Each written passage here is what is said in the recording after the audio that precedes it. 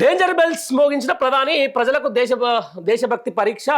Petrol diesel వినియోగాన్ని గణనీయంగా తగ్గించాలి, అవసరమైతే ఎలక్ట్రిక్ వాహనాలను కొనుగోలు చేయాలి, బంగారు కొనుగోలను ఏడాది పాటు ప్రజలు నిలిపివేయాలి, విదేశీ టూర్లు, డెస్టినేషన్ వెడ్డింగ్లు, మోజులు వదిలిపెట్టాలి. కొన్ని చెప్పాలంటే మొత్తానికి దేశం చాలా క్లిష్ట పరిస్థితిలో ఉందని చెప్పేసి మోడీ గారు చెప్పారు. మరి వికసిత్ భారత్ ఎక్కడ?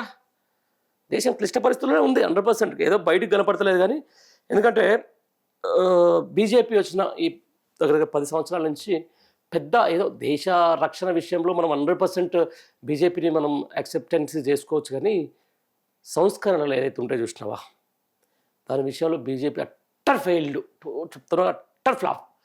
ఏమాత్రం ప్రజాధనాన్ని పెంచే పరిస్థితిలో లేదు, ఏమాత్రం ఇక్కడ ఎట్లా పైసని సంపదని సృష్టించే లేదు, ఎట్లా ఏమంటారు దాన్ని దేశ వనరులను ఎట్లా వాడుకోవాలనే దాని మీద బీజేపీకి ఇంతవరకు అది లేదు.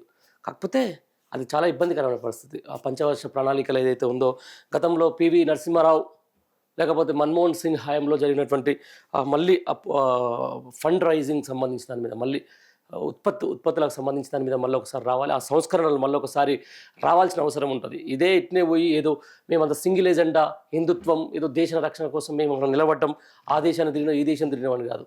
రాష్ట్రంలో ఉన్నటువంటి దేశ ప్రజల ఆర్థిక వ్యవస్థ కూడా ఇంపార్టెంటే కదా, వాళ్ళు మంచిగా ఉంటున్నాయి కదా.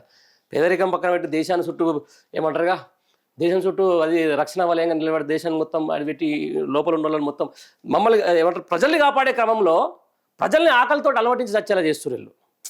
అర్థమైంది? ప్రజల్ని మేము కాపాడుతున్నాం, మేము సుఖంగా నిద్రపోవాలంటే దానికి సంబంధించిన కూడు గుడ్డ అవన్నీ ఉండాలి. అక్కడ ముందు దేశం సరిగ్గా ఉంటే ఆ రక్షణ వ్యవస్థ అనేది 100% ఎప్పటికైనా మనం ఉండాల్సిందే. బట్ దాని మీద దృష్టి సారించాల్సిన అవసరం అయితే ఉంటుంది. నిజంగా చాలా క్లిష్టమైన పరిస్థితిలో ఉంది దేశం.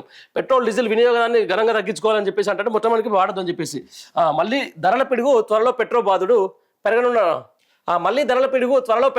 పెరగనున్న సబ్బులు, డిటర్జెంట్లు, బిస్కెట్ల ధరలు ఎఫ్ఎంసీజీ కంపెనీల సిద్ధం. కమర్షియల్ ఎల్పీజీ ధర పెంపుతో సామాన్యుడు కుదేలు, చమురుపై త్వరలో వడ్డన. ఇది కథ.